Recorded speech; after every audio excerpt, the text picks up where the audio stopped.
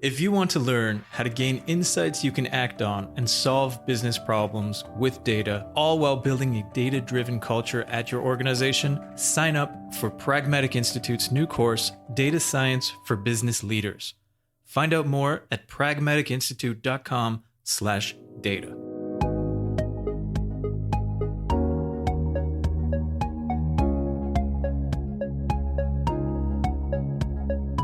So I'm really pleased to have Marilyn Coleman with us. Marilyn Coleman is Pragmatic's newest instructor. She's our newest data instructor, and she has over 15 years of experience in data analysis and business analytics.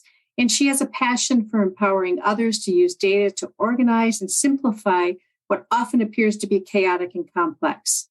And Marilyn teaches our courses, Business-Driven Data Analysis and Data Science for Business Leaders. So I'm going to now turn it over to you, Marilyn. Welcome, Marilyn. Thank you, Susan. Well, to start off with, welcome everyone. As Susan mentioned, we're here to talk about how you can gain executive buy-in for your data projects. First, I'm sure we're all aware of how valuable data is for our organizations. It helps us better understand our clients by recognizing their demographics, their engagement, drivers to help us improve our acquisition and retention. We use our data to demonstrate our progress towards business goals through creating metrics that can be measured and managed, and identify places where we may need to focus our efforts on some other improvements. We use data to improve our operational efficiency, maximizing productivity for staff, and using it to assess business unit performance. And we know that data aids us in decision-making by helping us become more informed about our business as we, dive into our processes and how our business functions. And data impacts all areas of our business, and it just helps us move the goal, be more efficient, be more productive, and profitable. So when we're talking about buy-in, we think about what exactly are we asking from our executives. So it could cover a wide range of topics, including financial support, getting budget to complete your projects, getting project support or sponsorship, having a champion on your team that can help you get resources, and also helping you clear roadblocks. And so when we're looking at what we're asking for and why, we also have to consider short-term and ongoing needs, because a lot of times, our project isn't just finished when the official launch starts. There may be other things that we need to keep our data project moving, improving. One thing we always talk about is continuous improvement. So we have to consider the whole universe of what we need from our executives. So we all kind of have a feeling of how great it is to get support from our executives, but we also have to realize what can happen when we don't. So here I'm going to ask Susan. We've talked a little bit about what happens when you don't have your buy-in, and if you could share an example of an experience you'd had with the group. Yes, unfortunately, I think I have had an experience like the one that you're talking about, Marilyn. And as I was reflecting on the webinar and the things we were going to talk about, a specific experience came to mind. And it made me realize that sometimes when we have that executive buy-in, we don't always appreciate the fact that we have it because things are going so well. But sometimes if that executive buy-in is taken away from you, I mean, it stares you in the face. And for me, I had an experience that made me understand how vital it was to have executive buy-in. I was working with an organization a number of years ago, and I was working to really build a data culture, and we had made tremendous progress. We had momentum in terms of the organization, people having buy-in into using data, We put some systems and processes in place. People were starting to use the data that they had available to them. Things were going quite well. And there was a change in leadership. And the person that came in was very clear with us that he didn't really believe that data was important. And I don't know if nowadays, anybody would say that. This was a number of years ago. But everything came to a screeching halt. The momentum stopped, morale dropped. We had a time where we were kind of spinning our wheels. And it really, what it pointed out to me was something that I always intellectually knew, that yes, the executive buy-in is key. But it really brought the idea home to me. And I have to say that, I told you this was a number of years ago. I wish I had known and done some of the things that Marilyn will talk about today.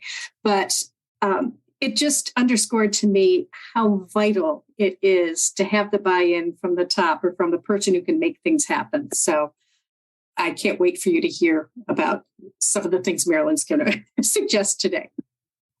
Thank you so much, Susan. So as Susan said, there's been a lot of obstacles when you don't have buy-in. And what we're going to do next is we want you to think a little bit about some obstacles you may have gone through when doing a data project or in your work. And so we have a quick poll for you on Menti. So the poll is asking you, what kind of obstacles have you faced in getting support for your data projects? And we also have a link directly to the poll in the chat. We see misalignment of effort and time expectations. That's a great one. Not having good access to data. Buy-in is difficult. Yep, I understand that. Trust in the data, acquiring funding, technology, lack of investment in data, team resources, cost of time, money versus benefit. The data we have is good enough. That's a great example. And not aligning with the priorities, another great example. Funding. These are all really, really great examples. And thank you for sharing in our webinar some of the obstacles you faced. So we're going to continue, and I'm going to share with you some of the obstacles that we've come up with, including lack of data literacy maturity, lack of understanding and trust in data. Unfortunately, that's happening a lot for people. Fear of exposure of shortcomings. And that it means that, some of the leadership may be afraid of what the data might be showing them. So they would rather not support your project if they believe they're going to be exposed as having mistakes or not having a really solid process, or even losing money for the company. Another is lack of communication between data analytics advocates and C-suite, privacy, security and compliance concerns, lack of strategy and tools. And one example of that is it could go either way. Either, they could lack the resources that they need to have a really robust and complete project, but also, I found that people don't know how to use the tool they already have and look for the next new shiny thing when the thing they had already would have worked had they understood how. And I always speak to how powerful Excel is. It does a lot more than what people think it does. But instead of learning how Excel can work for you, they look elsewhere, and they kind of have to build a new support for purchasing this new tool and training users and ongoing support. So it kind of speaks to not having a strategy for your suite of tools that you have. And then the final thing we have here is presentation of numbers versus insights. And so for this, we may have charts and reports that people have just run because they've always done it. And there may be a lot of detail that does not really connect to a business strategy at an executive level. And it's easy for people to check out and lose interest in all these presentations and numbers and charts. but they need to effectively show how data can be used for improvements across the organization and to build on the business goals. So some of the key points that we need to address when seeking executive support can be boiled down into 3 strategies. The first is credibility, meaning, does your team have a reputation within the organization that fosters trust? So, how do you build the credibility that you need to even have these conversations? You need to know that you're speaking a language to your stakeholder that they can understand. And a lot of times that's, summarizing or distilling the information and speaking to them in a way that is not overwhelming, like all the detail you may have and you have access to. With concerns, you'll need to be able to proactively assess potential concerns and risks and have some kind of plan to mitigate that, which we'll talk about a little bit later. And that kind of helps build their trust, knowing that you're thinking about what is important to them. And then with comfort level, you need to be able to demonstrate that, you've been successful in similar or related projects, and that will ensure a high level of comfort with the executives. So what we are going to present to you are some actionable steps that lead to successful executive partnerships. So first is understanding your audience. Then you determine the appropriate path you're going to take, planning the expected outcome and next steps, and then leveraging additional support. So we're going to dive a little bit deeper into each of these points. So to understand your audience, you need to think about whose support are you seeking and why. Is it senior management? Is it executive director? Is it C-suite or all of the above? And understanding, whether your hierarchy structure kind of provides you access to these people, or do you need to partner with someone or act as your representative? And in doing that, you need to understand what are these people's responsibilities and objectives. Think about why this project should matter to them and what their potential concerns may be. And so there has to be a good reason for them to want to do this. And then provide them with the why. State your case and think about how this could be meaningful for what they need. Also, think about how it will benefit the business and the person. So there's a risk and a reward. Determine the appropriate path for this project and the people that you need to speak with to get their support. So again, we want to always keep the business goal in mind, but also there could be a potential personal gain for that person. So, always think, what may they think is in it for them? Consider what they may need from this. And then in addition to convincing people to act, you can also share the potential risk of not acting. So that would be the threat of doing nothing. So one example is, if someone is postponing an important decision or avoiding a process or business change, that could lead to snowballing of financial loss, continuing to be inefficient in the use of your resources, and the organization could fall behind in their ability to use more updated technologies and miss some opportunities to upskill the workforce. So in a previous role that I had, we worked very hard to eliminate as much manual work from people running reports and copying, pasting data across spreadsheets and kind of transforming the data for them so they could do less manual work and spend more time thinking about their business and how it affects, the bottom line of the company. So they were able to free their minds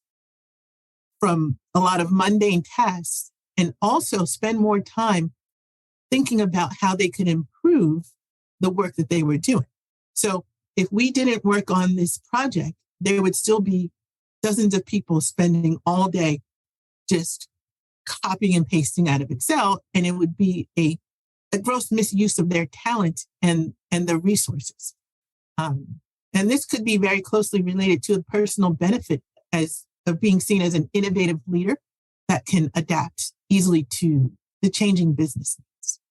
So when you plan your expected outcome and next steps, you would need to be prepared with an initial assessment of those potential concerns, understand what's the level of complexity for this topic, for this project, and know that if there's some controversy that could be involved, that you need to steer either around or maybe steer through it, depending on what it is. And think about, likely roadblocks. One example that I have for that is, we had one of our products had a very demanding and visible client, and the work we were doing would require, an annual update to some of the things on the back end. And we presented a plan that would eliminate the need to do a lot of workarounds and band-aids and patching every year, but it would require more time and resources than the client was willing to pay. So we kind of knew that would happen, but we were able to articulate very clearly what was absolutely necessary versus what could be tabled for a next year, and kind of talk about the risk of not doing what we were proposing. And so we ended up, completing about, I'll say 80% of what we really, really wanted. But we also made it known that we did have a plan, and in the future, what we were doing would have made a major difference down the line if they were willing to consider the entirety of what we wanted to do. The next point here is plan to collect data for metrics and measuring outcomes. This way you're showing that you're preparing to prove your point about your project long-term. So it's not just about getting the funding, getting the support for a one-time deal, but you're going to look at how your process, how your project is performing, and make a plan to look into that performance, make some changes in the future. And with leveraging additional support, whether you have direct access to your executives or not, you'll still need supporters that can influence them by, sharing what they understand about your project. So you want to be able to look for people who've had the same success you want to achieve, and then identify these influencers within the business. Sometimes you want someone from outside the organization, and they can help you if you pre-sell your plan to the influencers with your logic, examples, and analysis. These people may be in spaces that you're not in and be able to speak to the executives either on your behalf officially or unofficially by kind of touting the value that you bring.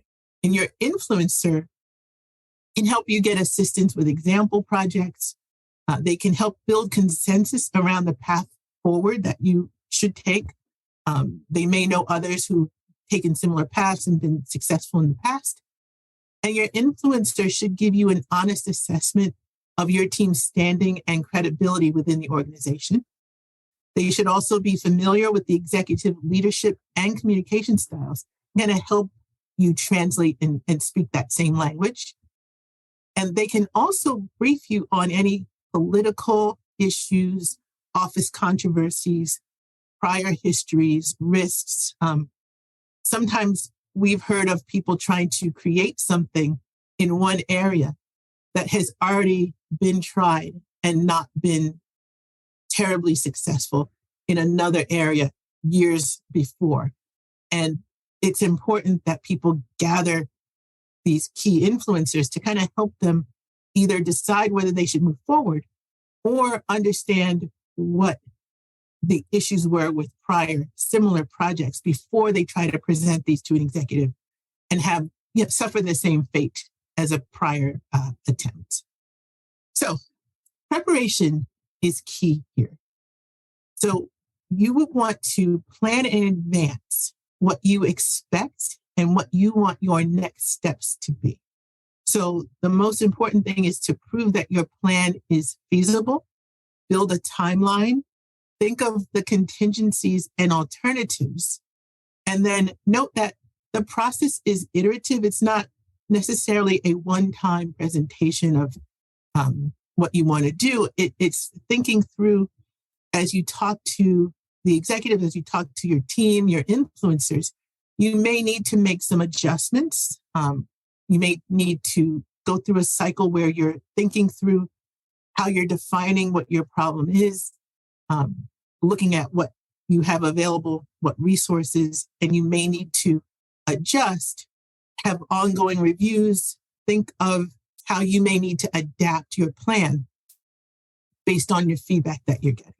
And I'd say a lot of my time working in operations has been helping my next level management prepare the plans that they need to take to the senior executives. So it's important to really speak to others in your organization.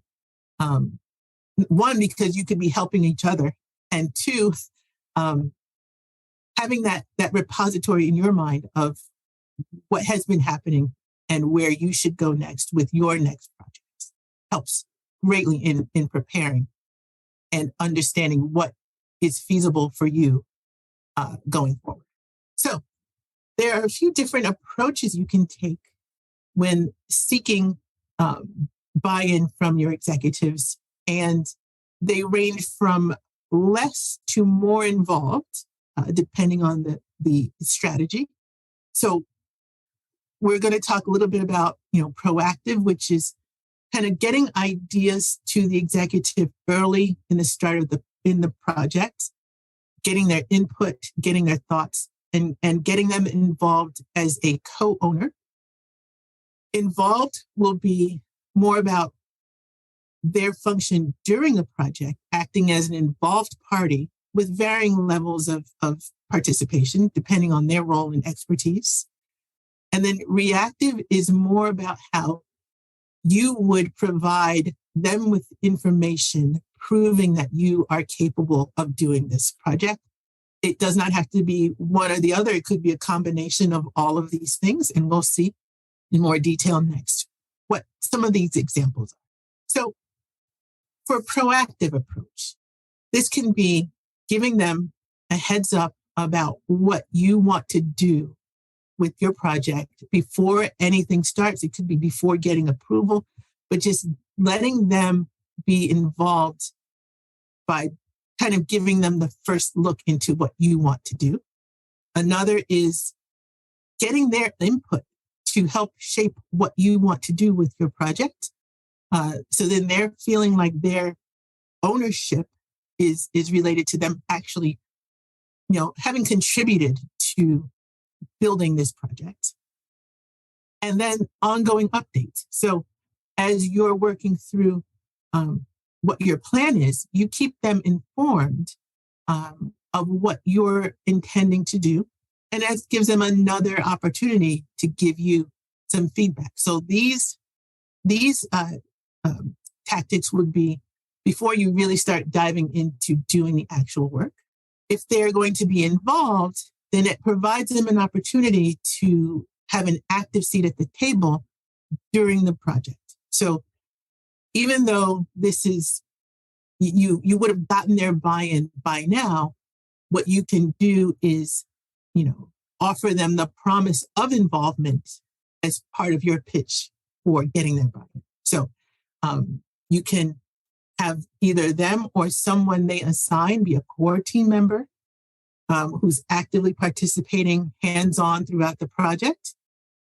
You can have them or a designated person be an extended team member, which is an SME or a subject matter expert who is regularly consulted for input, but may not have as much involvement as a core team member. And then a steering committee member is someone who could provide a strategic direction for your project and have, maybe a little less hands-on than the other two team memberships. And for A reactive approach. This is where you would spend a lot of time to actively try to state your case and prove that your project is worthy of support. This is where I've spent a lot of time, again, in my past, kind of collecting a library of examples and thinking through how we would convince someone that what we're doing works and that either they should try it or they should get us to help them try. So, logic is that you're just reasoning with people about what can be done, showing your work, showing the steps that would lead to presenting your methodology and the results of the analysis that you've done with your projects. Examples, showing examples of prior similar projects, whether it's something you've done yourself or something that your influencer has shared or helped you collect. Again, showing your results. One thing that I was able to do was do a company-wide presentation on what I called applied analytics. So we walked everyone through a brief description of what our business unit does, how our business unit collects data, how we use the systems that we used. And then we had a few of the people within our unit, either the management team or someone who was very, very involved in doing some of the analysis using the tools that we created. And each person had a very different example of what they use the data and the tools for, and very, very effectively stated what the benefit of the data was and also where they would have been without it. So that leads back to addressing the fear of doing nothing. So if you have someone who can help share with you how valuable having the data is, but also how detrimental it would be to not have this project done, that's a really, really strong partner to have when you're trying to present your results and show your logic and why this project should be done. Again, that leads into the experience. So not only do you want to have, an example of what you can do, it's also very beneficial to show how well you work with others. And that's part of the experience because in my view, working in data analytics and business analytics, it's not just about the person who's doing the coding, sitting and querying a database or running their statistical program. You have to interact well with the people in your business, or it just doesn't work as well. So the real value here is communication and collaboration with the people who are going to use your product. So the final example of the reactive approach is besting. And so our team talked about some fun examples of that. And one is, talking about the movie Ford versus Ferrari, where, Matt Damon's character Shelby takes Henry Ford on a spin around this track to overwhelm him with this car's power, because they're trying to get Ford to buy into their plan for, this racing. And so Ford ends up crying at the end of the lap saying, "I had no idea." And so what that did was leave no doubt that he should support Shelby's plans. And so what besting did was really go way to the extreme to show how amazing this car was. And, there was no way to convince him by telling him. So they had to put him in the car, throw him around the track. And at the end, he just was completely overwhelmed by how incredible this power in this car was. So we're not saying that you should leave your executives in tears with how amazing your experience is, but if it works, then, I personally would support you doing that. Another thing, like every dance battle movie from the 80s and 90s has a crew that has to prove to their rivals and to the judges how amazing they are.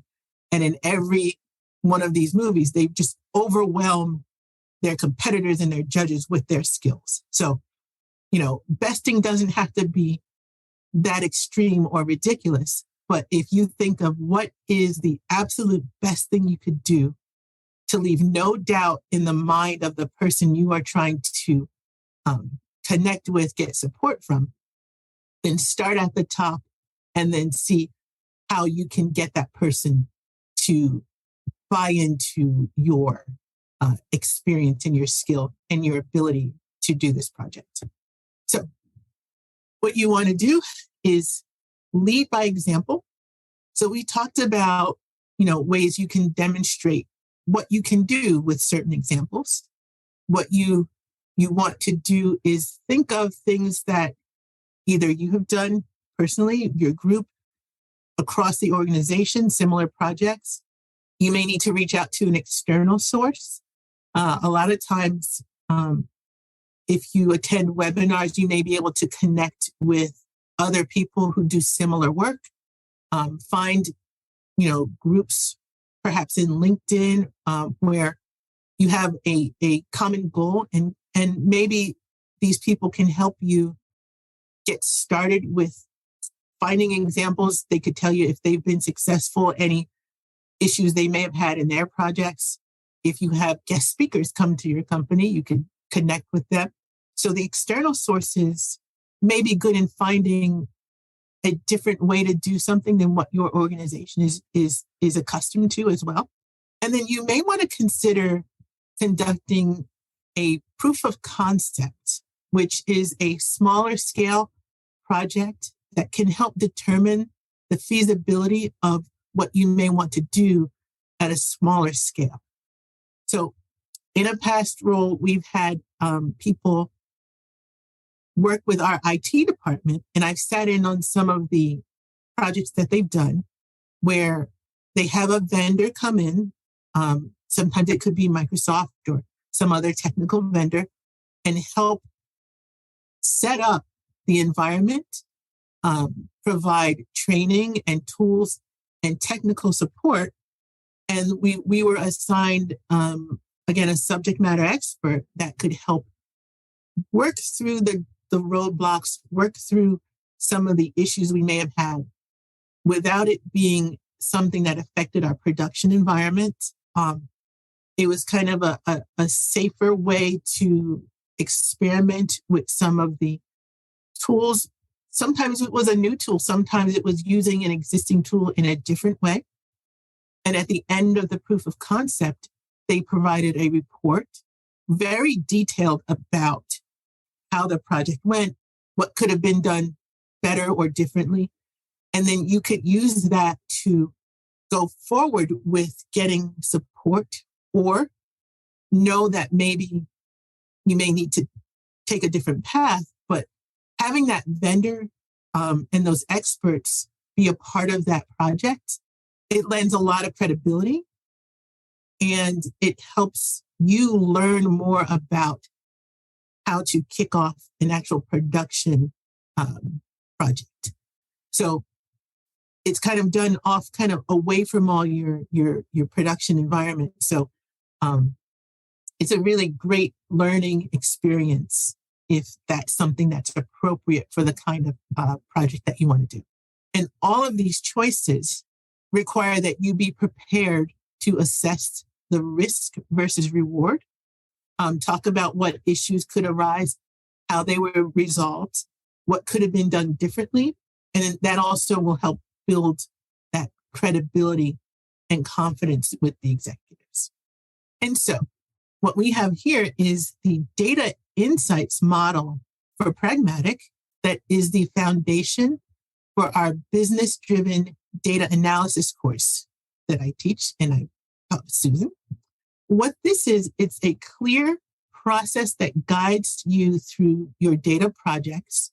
The model helps in understanding your stakeholders, having your stakeholders understand what you need, and gives clarity on specific ways that you and your data team can add value to the process.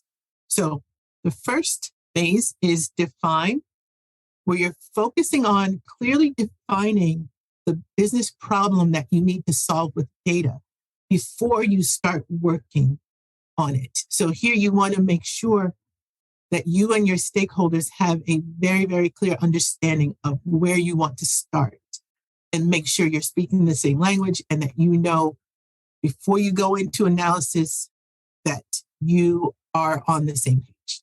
In the prepare phase, that's where you explore the data that you have available and the most useful methods that you have for analysis. Here's also where you would do your data wrangling or cleaning and find that if there's some outside data that you can use, or if there is some organizational process that may stand in the way of what you believed you could do during that define phase. During the refine phase is where you take your knowledge from the previous two phases and decide whether or not you have to revise your question and your expectations based on what the data that are available, any changes that have happened, any roadblocks, anything that needs to be adjusted. You can go back and make some adjustments to your business question and analyze, even though you've been doing what we mostly understand to be analysis through these other phases. This analyze phase in the insights model is where you will work on finding the model that gets you the most effective, actionable insight. So you're going to look at what you have and decide, what can I get from this data, this analysis that I've done that will be most effective in highlighting the business problem that we needed to solve. And in the present phase is where you will communicate what actionable insights that you found to your stakeholders and discuss the next steps. So this is really where, the culmination of all the work you've done comes together, and you're presenting your findings, whatever detail is appropriate for this level, to your stakeholders, making sure that it's done in a way that they can process it and move on to whatever decision needs to be made following this. So using a methodology such as this that is flexible, repeatable, scalable is the key to building that confidence and credibility that you need to grow a really good relationship with your executive leadership teams. And so this course, Business-Driven Data Analysis, is a great way to bridge the gap between your data and business teams. Again, this is a repeatable approach you can leverage across data projects and tool sets, helping you identify the right question, the right data, optimizing your results, and communicating effectively to ensure that your stakeholders are aligned with what your data team needs to do. And so I will say that in the last cohort that we taught, some of our students said they were even using some of these techniques just in their communications through email. So they really have seen a big difference in how they are connecting with their stakeholders. And if you would like to join us, our next public class starts March 27th. Thank you very much, Marilyn. That was incredibly informative and I think really useful. The strategies and kind of the approaches you presented, I think, are ones that will really help us as we design our data projects, but it's just essential to get that support if we want to hit the ground running and be successful. So we have some time, about 14 minutes for questions and answers. So I encourage you to write any questions you might have in the Q&A. We'll keep an eye out for that. But I'd like to mention a comment that was put in the chat, or Peter actually wrote in the chat. And I thought I'd maybe ask you something about one of the comments, Marilyn. This has to do when you were talking about the different approaches to use when working with or collaborating with to get executive buy-in, the proactive, the involved, and the reactive. And Peter wrote that he's fearful based on prior experience of reactive. I more often failed repeatedly there. And I'm wondering about what your experience has been with the reactive approach. Would you consider this to be like your last, the approach of last choice or resort, or do you have this similar experience that maybe this might be a little more risky than the first two approaches? I feel like it really depends on who I'm dealing with. There have been times where the reactive just was not going to resonate with the person we were trying to present to because they didn't understand. So we needed that influencer to help us go back and do some of those proactive steps in advance. So having that person who could understand that stakeholder and know whether or not our other approaches would be effective was really, really helpful. And I wish I could say that it always was successful. Again, I think a lot of times people were fearful of what the data would show them. And that I think was the most common when we were dealing with someone who was resistant. One, they didn't understand, and two, they were afraid to understand. So we just kind of had to keep chipping away at it slowly, but with getting, management support, getting someone involved from the top down in their part of the organization. So we I don't want to say it like we had to work around them, but we did, and probably convince someone else who had influence on that person through these other means. So it was getting my manager to convince their manager to listen, get buy-in from someone else. It wasn't always someone at the top. So if it's a top level executive who just isn't listening, it would require a lot of influencer support.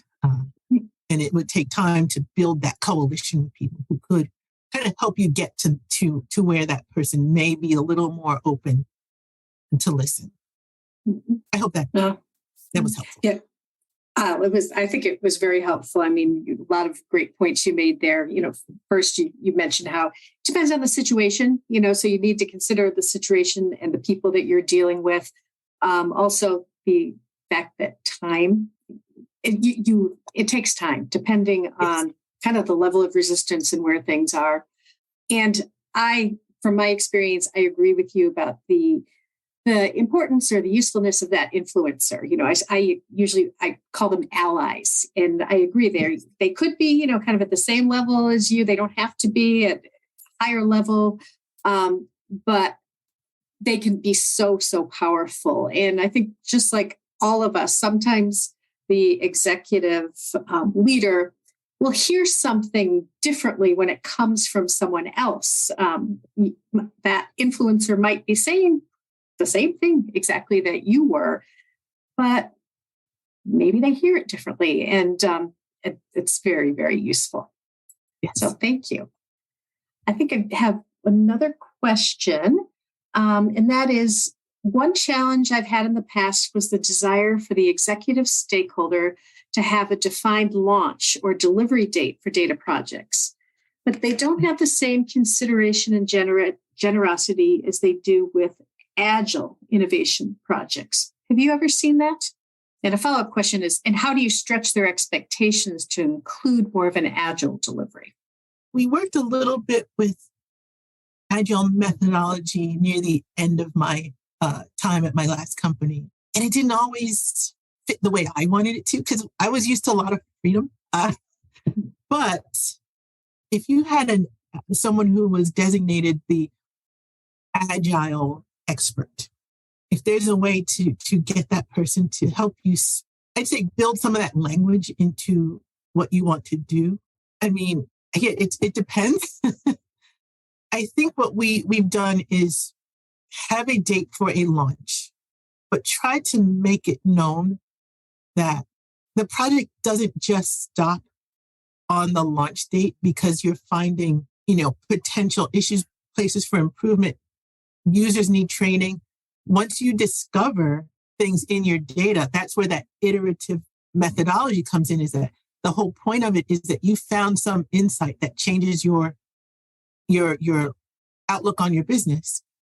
And that may require another change to your data project because of what you found. So we were able to eventually at least help them understand that that's what should happen, whether or not they were always open to funding or getting us the resources for that. And if we didn't have the resources, then part of my job was to say, well, if you want something changed, because of now what we found, there's a certain amount that I could do. But if you really want it done right, you have to find the funding and the support to do this again. So I just don't think enough people understand that your project's never really finished just because you had released it the first time. And I'm not sure what exactly to do about that, but I've seen it. It's very true. You've learned so much along the way. Even when you think you're done, you've launched, you might wish you were done, but yes, undoubtedly, you're probably not completely done. So thank you. Mm-hmm. Another question that I'm wondering about, you mentioned a number of really excellent things to do, to think about and to do to secure this buy-in. Are there any things that you think should absolutely be avoided? Like anything, don't do this if you want to secure executive buy-in. I'd say on the office politic side of things, I would not bypass anyone's management if my organizational structure does not support that. There may be people who really need for you to go through the hierarchy. And there's certain times where, I've had a different relationship with someone because maybe I reported to them and they moved up the chain. But I would never bypass my manager to go directly to his VP to say what my idea is without his involvement or including him in the plan. A lot of times I would just prefer to give it to him and then he just say it. But there could be some treacherous waters in trying to go directly to someone without knowing politically how that may affect you. I think that's so true. And that's exactly what I was thinking as I was reflecting, like, don't go over anybody's head. That could be dangerous. Definitely. Another great point in the chat. It is in relation to the agile approach and the need for iteration that you stated, Marilyn. Communicate the new insights, that it's evolving with stakeholders, because it does. And have realistic consideration with funding limits. That is probably on both of our parts, right? The analyst and the executive leader. I like the use of the term evolving. That's perfect. Mm-hmm. Yes, I agree. All right. Well, if we don't have any other questions, I think that we'll probably, wrap things up right now.